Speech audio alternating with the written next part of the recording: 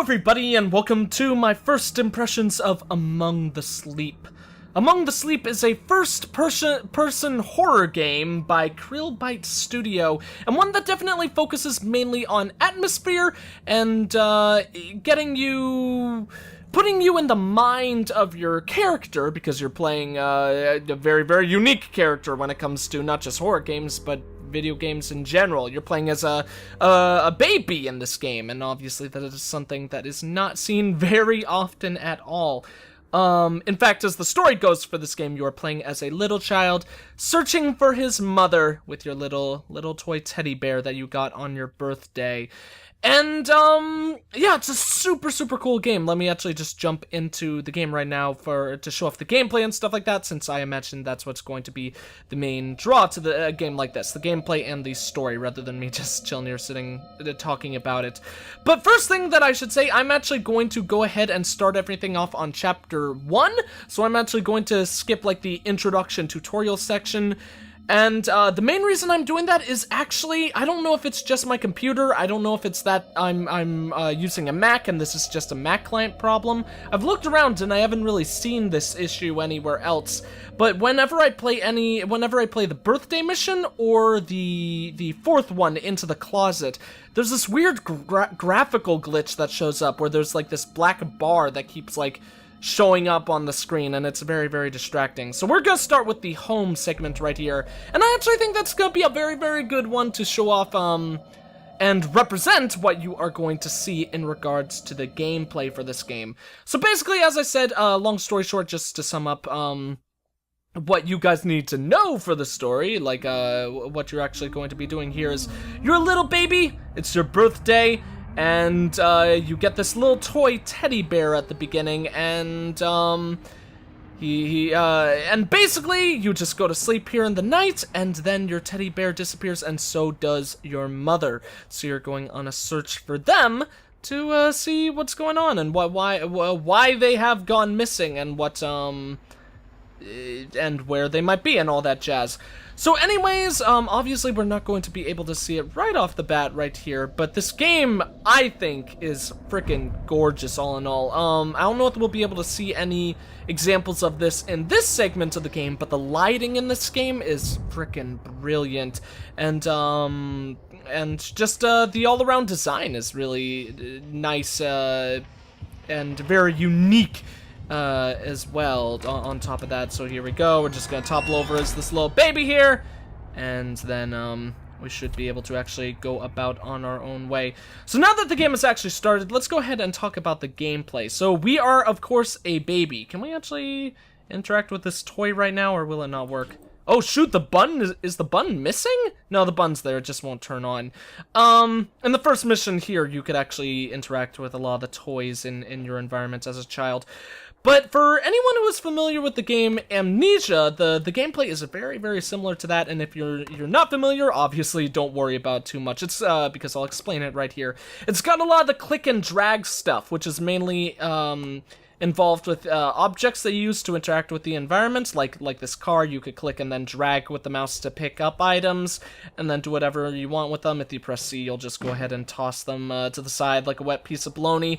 For doors in the game, you to open and close them, you click and then drag, and obviously that becomes a very, very important piece of gameplay when it comes to enemies chasing you and stuff like that, because like, let's say you're being followed by an enemy, or the closet will be a good example of this.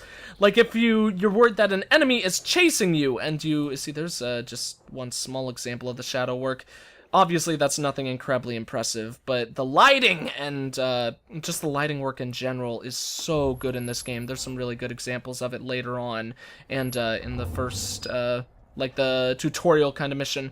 But so like if you want to run and hide in a closet, that means you can't just run in and click. You actually have to go ahead and close it yourself, which of course always makes the situation seem much more dire, because you're actively like fighting towards trying to keep yourself hidden and all that jazz. And you could hold down shift to run, but you can't do it for too long, because eventually you're baby will actually, or your character will actually fall over and trip, which obviously means you have to be very careful with how long you hold the running button, because if you do it for too long, you might fall and make yourself open to be killed by a monster. Standard Q and E things for checking around corners, and then if you click control, which for some reason, there we go, didn't seem to be working right there, you will actually crawl like a little baby.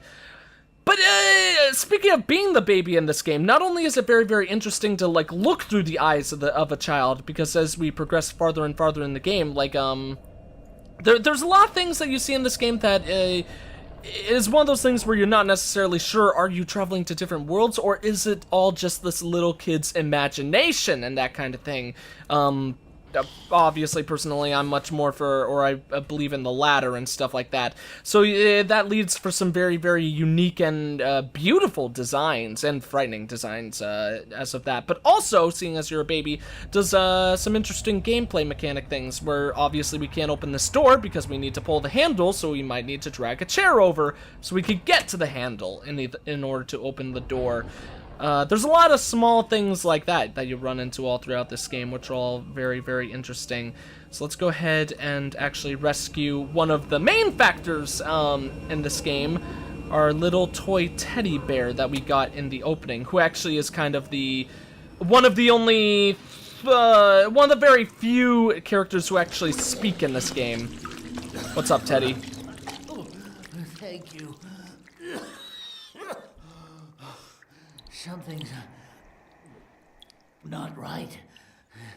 We need to find your mother. So this guy is going to be our little companion for the entire game, and a very both cute and adorable one at that, and somehow simultaneously very creepy. Like, there are times when he looks a little funky. Oh, small detail about being a baby, that's a really cool thing. All the text in the game is written in this weird somewhat Asian-looking style, I suppose. But of course, it's actually written like that because we're a baby and we don't know how to spell yet, so everything is a bit confusing to us. But Teddy, basically, he only has one main factor in regards to the gameplay, I would say, or one major factor that contributes to everything, but it is a very, very important one, and that's if you press F, you will actually hug Teddy tight to your chest, and which allows him to glow and kind of illuminate your surroundings. So let's say, like, you're in a dark area, and you're like, whoa, what's going on over here? I can't see a thing. You'll just pull out Teddy, and he'll be able to light your way for you. Like, for example, we might not be able to really see this picture all too well without Teddy to help us. But it's also a thing that's it does a lot for the atmosphere in the game, because you'll be in a scary spot like this, and you'll be like, okay, I want to pull out Teddy so I can actually see things clearly. But you've also got that little worry in the back of your mind telling you, oh god, no, don't pull out Teddy. More light means that the monsters will be able to see you more clearly. So it's one of those, it does a hell of a lot for like the positives and negatives in the game in that kind of context. And so yeah, actually it's a bunch of small details like that really show off probably my favorite thing about this game, because I'm a big fan of horror games in general, not nearly as much as I used to be. In more of my teen years, I was much more into the whole horror genre than I actually am today. But like, look at that lighting. That lighting is very, very simplistic, but also very, very nice. Or this one right here. I really like it a hell of a lot. But as I was saying, one thing that I've grown to dislike more and more as time goes on is the jump scare kind of thing. You know, that's actually talking about a different horror game that I really like. That's one of my favorite things about Silent Hill, or Silent Hill 2 specifically, one of my favorite horror games of all time, because there's virtually no jump scares in that game, and it's absolutely terrifying because of the atmosphere of the game, like the settings and the situations that the game put you in are just so eerie in their own right that they don't need to like do any loud noises and make any scary images jump in your face in order to startle you.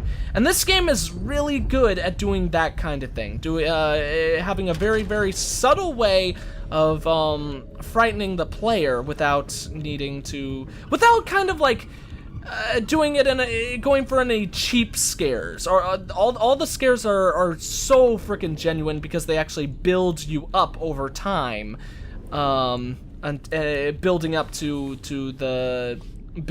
when something actually does happen, and it's all done very, very well in that regard.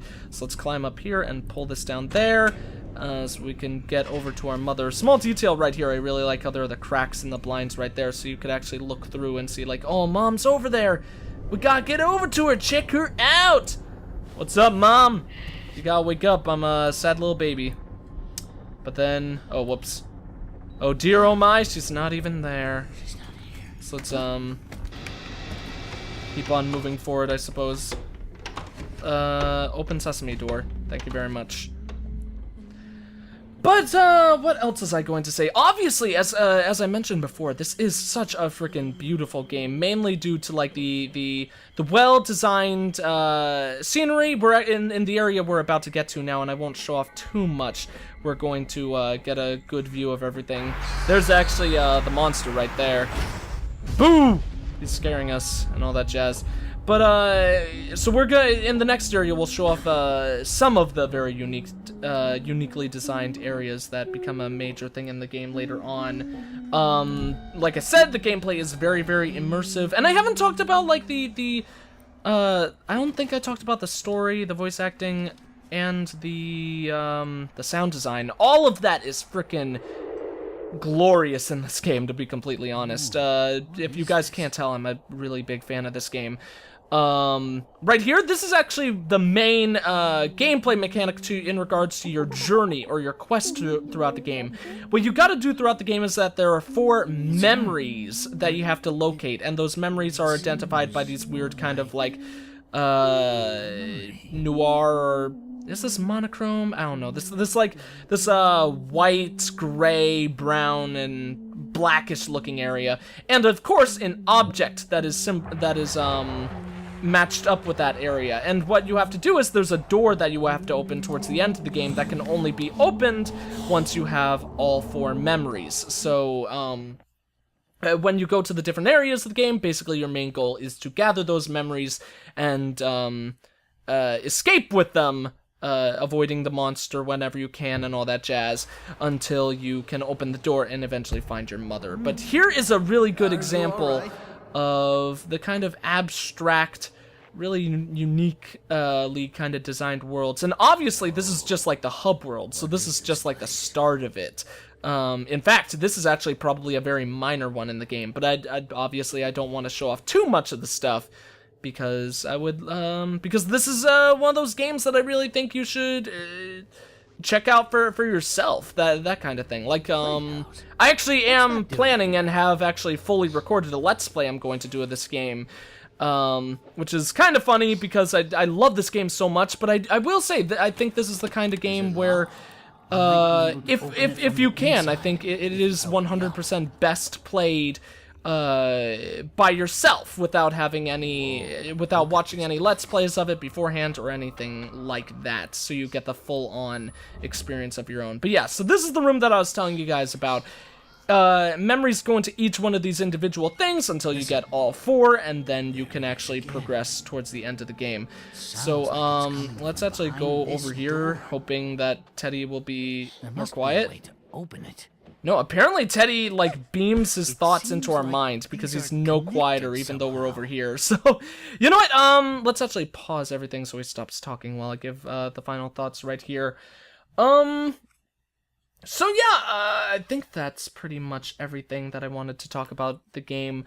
The story is freaking awesome. It gets really dramatic towards the end of it, and it's very simplistic at the beginning, so it has a really nice scaling in that regards. The graphics are amazing. The only thing I will say is that the game is quite short. I think I beat it in about 3 hours, if I remember correctly. This is another way to talk about it. I beat the game in about 6 videos worth, so I think that is indeed like 3 hours, because they're about 30 minutes each, so that would be, obviously 3 hours right about there. So the game is pretty short, and it is somewhat pricey for that length, because the game is going for $20 on Steam right now. But personally, I think if you've seen all this and you're like, man, that looks really cool, that looks like something that I'd be interested in, I think it's 100% worth it. Like, I have loved my time with this game.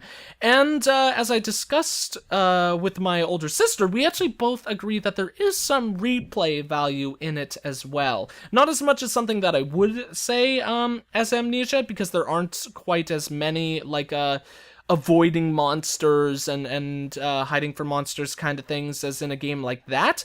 But there's a lot of elements regarding the story that, of course, I won't disclose to any of you guys. You'll either have to play the game for yourself, or watch my series, I guess, to figure it out on your own. I say play the game yourself, though. Of course, I would love for any of you to watch my series if you do go on, if you are interested in seeing more after this, but like I said, this is the kind of game, similar to games like Gone Home, where I am a huge advocate for the best experience being completely on your own, witnessing it all for the first time, maybe even with like all your lights off in a room, you know, so you could get it as immersive of an effect from it as you possibly can. But anyways, I think that's all I have to say about Among the Sleep. Like I said, like so many times already, game's a little bit pricey, but I think for everything that it has going for it, it is more than worth it. Seeing as $20 is like the most expensive that most indie games go, but the quality of this one is more than worth it for that price.